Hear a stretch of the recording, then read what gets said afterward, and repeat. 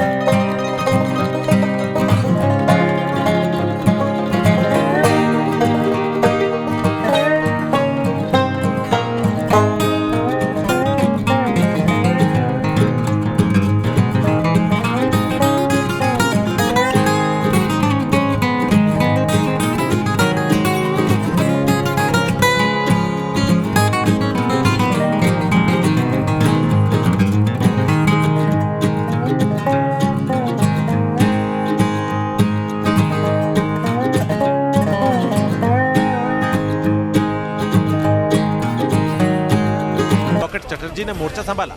सांसद पद की शपथ लेते हुए लॉकेट चटर्जी ने भी जय मां दुर्गा, जय मां काली और भारत माता की जय के नारे लगाए।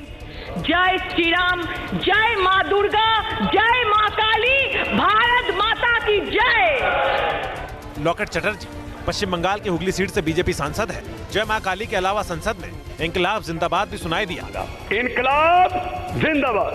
पंजाब के संगरूर से आम आदमी पार्टी के सांसद भगवंत मान ने इंकलाब जिंदाबाद का नारा लगाया। ਉਹਦੇ ਕਰਤੱਵਾਂ ਨੂੰ ਸ਼ਰਧਾ ਪੂਰਵਕ ਨਿਭਾਵਾਂਗਾ। इनकलाब जिंदाबाद। मान के इंकलाब जिंदाबाद पर कुछ सांसदों ने आपत्ति भी जताई। News nation.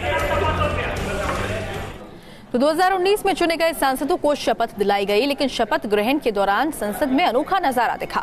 हैदराबाद से सांसद असदुद्दीन ओवैसी का शपथ लेने के लिए जब नाम पुकारा गया तो लोकसभा में भारत माता की जय और वंदे मातरम के नारे लगने लगे। ओवैसी भी इस दौरान हाथ उठाकर नारा लगाने के लिए बोलते नजर आए। ओवैसी के अलावा समाजवादी पार्टी के सांसद शफीकुर रहमान बर्क के बयान पर विवाद खड़ा हो गया।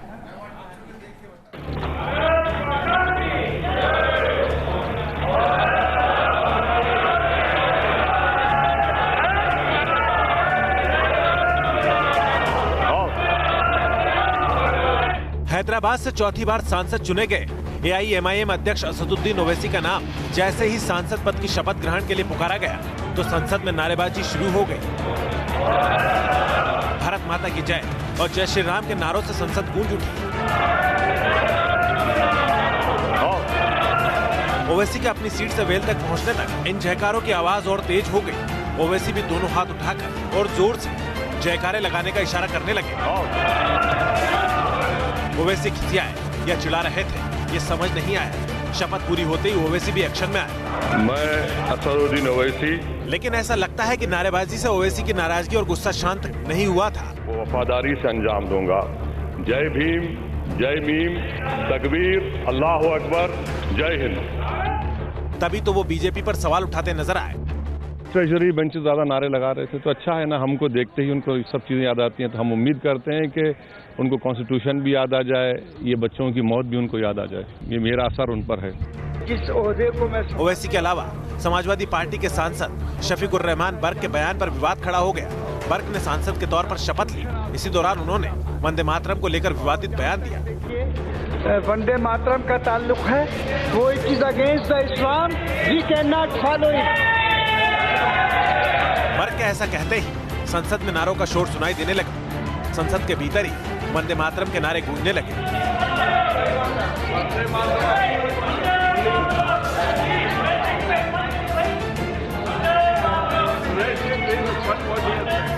नए सत्र में बात तो नई सोच और न्यू इंडिया की हो रही है, लेकिन सदन पटल पर वहीं पुराने मुद्दे फिर से हावी होने लगे हैं, चाहे वो जय श्री राम का मुद्दा हो या फिर वंदे मातरम का। अगर यही मुद्दे फिर से जगह लेने लगे तो न्यू इंडिया के सोच पर मानिए ग्रहण लग जाएगा। ब्रिटिश राकेश सावत के साथ मधुरेंद्र कुमार, न्यूज नेशन, दिल्ली।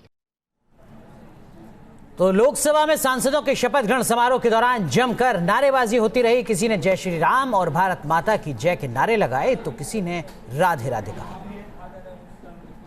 साक्षी जी महाराज।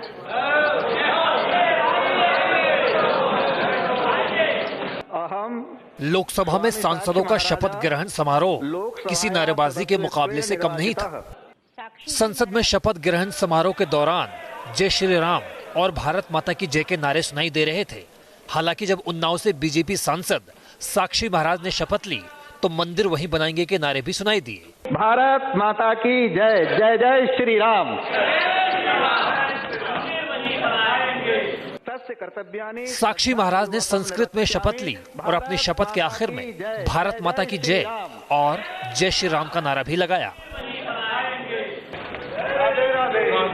इस बीच मथुरा से बीजेपी सांसद हेमा मालिनी ने राधे राधे के साथ अपनी शपथ ली और हेमा ने भगवान कृष्ण से जुड़े श्लोक का एक हिस्सा भी सुनाया। राधे राधे कृष्णम वंदे जगद्गुरुम। आमी भारतेर सार्वभौमत्व और संगति रक्षा। बीजेपी सांसदों के अलावा दूसरे दलों के सांसद भी लोकसभा में शपथ ग्रहण समारोह के दौरान पूरी तरह से अपने रंग में रंगे नजर आए। पश्चिम बंगाल से टीएमसी सांसद कल्याण बनर्जी ने बांग्ला में शपथ ली। आखिर में उन्होंने हाथ उठाकर शक्ति की आराधना से जुड़ा एक श्लोक भी सुनाया। मुक्त केशी चतुर्भुजांग कालिकांग दक्षिणांग दिव्यांग मुंडमाला विभूषितांग शरणागत दीनार्थ परित्राण परायणे सर्वसाति हरे देवी नारायणी नमस्ते। भारत माता। कई नवनिर्वाचित सांसद शपथ के बाद पूरे जोश में नजर आए। संसद में नारेबाजी का सिलसिला भी साथ साथ चलता रहा। साफ है कि इस बार भी संसद के अंदर माहौल के हंगामेदार रहने के आसार हैं। हालांकि आशंका इस बात की भी है कि कहीं इस नारेबाजी और शोर शराबे के बीच देश के जुड़े अहम मुद्दे पीछे न छूट जाएं। Team news nation. तो सांसद बनने के बाद शपथ लेने संसद पहुंची साध्वी प्रज्ञा के साथ एक और विवाद जुड़ गया है। इस बार विवाद उनके नाम को लेकर हुआ है, जिसे लेकर संसद में विपक्ष ने जबरदस्त हंगामा किया।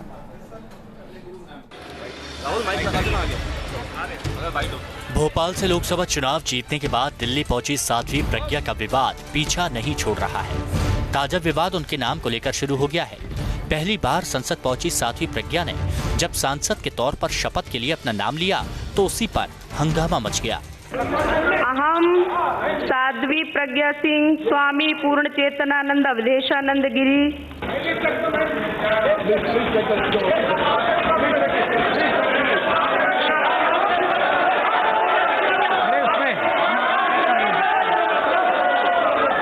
रिकॉर्ड चेक कर रहे हैं। कृपया व्यवस्था बनाइए। रिकॉर्ड चेक कर रहे हैं। रिकॉर्ड चेक कर रहे हैं। बैठे बैठे रिकॉर्ड चेक कर रहे हैं।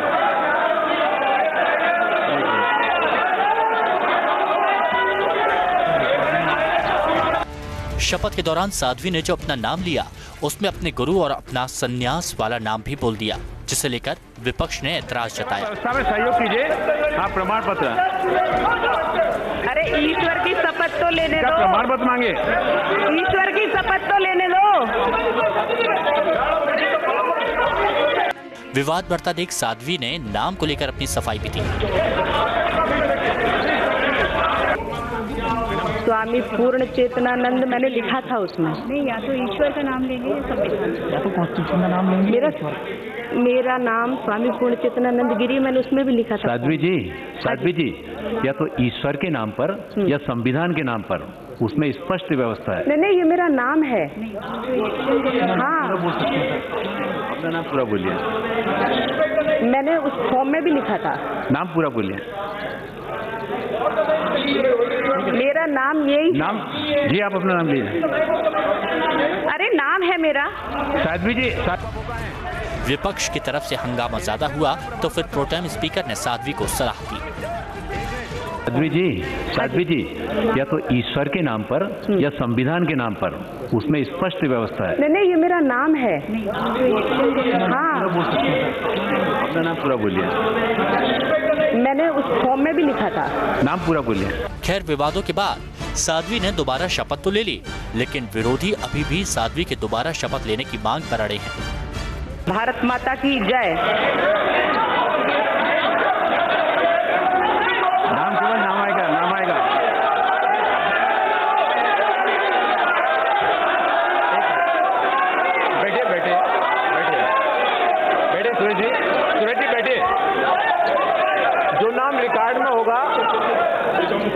जो नाम रिकॉर्ड में होगा केवल वही रखा जाएगा।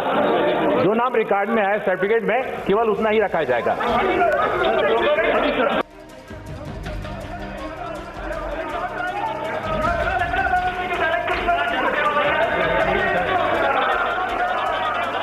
ऐसे में देखना होगा कि साध्वी के साथ जुड़ा ये नया विवाद क्या रंग लाता है। तो 17वीं लोकसभा का आगाज हो चुका है, लेकिन कांग्रेस का असमंजस खत्म होता नहीं दिखता। संसद की कार्यवाही शुरू हुई तो कांग्रेस अध्यक्ष राहुल गांधी सदन में गैर मौजूद रहे और जब अपने शपथ लेने के लिए पहुंचे तो शपथ के पास दस्तखत करना ही भूल गए। संसद के गलियारों में सुबह से ही चर्चा थी कि राहुल गांधी है कहां, राहुल आएंगे या नहीं, इसको लेकर असमंजस बना रहा और ये सस्पेंस खत्म हुआ लंच के बाद, जब राहुल गांधी अपने चिर परिचित सफेद कुर्ता और पैजामा में लोकसभा पहुंचे। पहले वो दूसरी पंक्ति में बैठते थे, लेकिन 17वीं लोकसभा के पहले दिन वो अपनी मां और रायबरेली से सांसद सोनिया गांधी के बगल में बैठे नजर आए। शपथ के लिए राहुल का नाम पुकारा गया तो कांग्रेसी सांसदों ने मेज थपथपाकर राहुल का स्वागत किया। राहुल ने अंग्रेजी में वायनाड से सांसद के तौर पर पद और गोपनीयता की शपथ ली और फिर आगे बढ़ गए। तब रक्षा मंत्री राजनाथ सिंह और लोकसभा सचिवालय के अधिकारियों ने उन्हें याद दिलाया कि वो साइन करना भूल गए, तो राहुल गांधी लौटे और रजिस्टर पर साइन किया। राहुल का ये कंफ्यूजन तो चंद पलों का रहा, लेकिन कांग्रेस का कंफ्यूजन दूर होता नहीं दिख रहा। पार्टी अब तक लोकसभा में कांग्रेस के नेता का नाम तय नहीं कर पाई है। सब ठीक हो जाएगा, इसमें आपको चिंता की कोई जरूरत नहीं। हमारे पार्टी की चिंता है, हमारी चिंता हमको करने दीजिए, आप क्यों ज्यादा चिंता कर रहे हैं। कांग्रेस के नेता जिस मामले को पार्टी का अंदरूनी मसला करार देकर छोटा बताने की कोशिश में हैं, वो दरअसल कांग्रेस के लिए बड़ी मुसीबत है, क्योंकि सूत्रों के मुताबिक राहुल गांधी मानने को तैयार नहीं और आलम यह है कि राहुल को मनाने के लिए प्रियंका और सोनिया को उनके घर जाना पड़ा था। कांग्रेस में नेतृत्व को लेकर अभी भी असमंजस के बादल बरकरार हैं। उसी तरह लोकसभा में सदन पटल पर कांग्रेस का नेता कौन होगा, उससे लेकर अब भी असमंजस की स्थिति बनी हुई है। जाहिर है कांग्रेस अभी भी अपने हार से उबर नहीं पाई है और यही वजह है कि संसद सत्र के शुरू होने के बाद भी कांग्रेस के ऊपर छाया हुआ अंधकार अभी भी छंटता हुआ दिखाई नहीं दे रहा। वीडियो जयराम के साथ मधुरेंद्र कुमार, न्यूज नेशन, दिल्ली। तो इस बार संसद में 277 सांसद पहली बार चुनकर आए हैं। इसके अलावा सबसे ज्यादा महिलाएं संसद पहुंची हैं, सबसे ज्यादा युवा भी जीतकर लोकसभा पहुंचे हैं। चुने गए सांसद अलग अलग क्षेत्रों से हैं, अलग अलग विधाओं के महारथी हैं और लोकसभा के पहले दिन ही सांसदों का अलग अलग रंग भी दिखा। किसी के गले में मखाने की माला, किसी के सिर पर पगड़ी और किसी के कंधे पर सिल्क की चादर। 7वीं लोकसभा के पहले दिन संसद परिसर का नजारा कुछ ऐसा ही रहा। बिहार के मधुबनी से सांसद अशोक यादव पारंपरिक लिबास में दिखे, तो वहीं दरभंगा से बीजेपी सांसद गोपाल जी ठाकुर के गले में थी मखाने की माला और सिर पर सजा था फाग। मिथिलांचल का ये पाग है, चादर है, ये प्रतिष्ठा का प्रतीक है, हमारे संस्कृति का प्रतीक है और यहाँ पाग और चादर अगर किसी को दिया जाता है तो वह सम्मान का प्रतीक है। और मखान सिर्फ और सिर्फ मिथिला क्षेत्र में ही मिलेगा, इस स्वर्ग में भी नहीं मिलता है। हमारा जो वेशभूषा है, अपना परिधान है, अपना मैथिली क्षेत्र है, मिथिला में जगत जननी सीता की धरती से हम आए हैं। बॉलीवुड के सतरंगी संसार से संसद तक पहुंचे Sunny Deol jeans T shirt में पहुंचे, तो वहीं पहली बार लोकसभा चुनाव जीतने वाली बीजेपी सांसद तेजस्वी सूर्या खास कन्नड़ अंदाज में नजर आए। हमारे मैसूर सिल्क के बने हुए कपड़े हैं, हमारे धोती और हमारे शर्ट, ये कर्नाटक के ट्रेडिशनल अटायर है। पश्चिमी बंगाल से भी कई सांसद चुनकर दिल्ली पहुंचे हैं। उन्हीं में से एक हैं कूच बिहार से सांसद निशित प्रामाणिक, जिनकी सफेद पगड़ी ने लोगों को अपनी ओर खींचा। 7वीं लोकसभा में कई समाजसेवी और किसान भी चुनाव जीतकर संसद में आए हैं। 39% सांसदों ने खुद को राजनीतिक और सामाजिक कार्यकर्ता बताया है, वहीं 38% ने अपना पेशा कृषि बताया है। 542 सांसदों में से 23% कारोबारी हैं, 4% वकील, 4% डॉक्टर, 3% कलाकार और 2% शिक्षक हैं। संसद सत्र के पहले दिन नए सांसद नए तेवर, नए कलेवर और नए जोश के साथ आए। इनकी पारंपरिक वेशभूषा और भाषा का जलवा भी देखने को मिला। अब देखना यह है कि आने वाले दिनों में संसद की कार्यवाही में नए सांसद अपनी नई सोच से कितना निखार ला पाते हैं। वीडियो जयराम के साथ मधुरेंद्र कुमार, न्यूज नेशन, दिल्ली।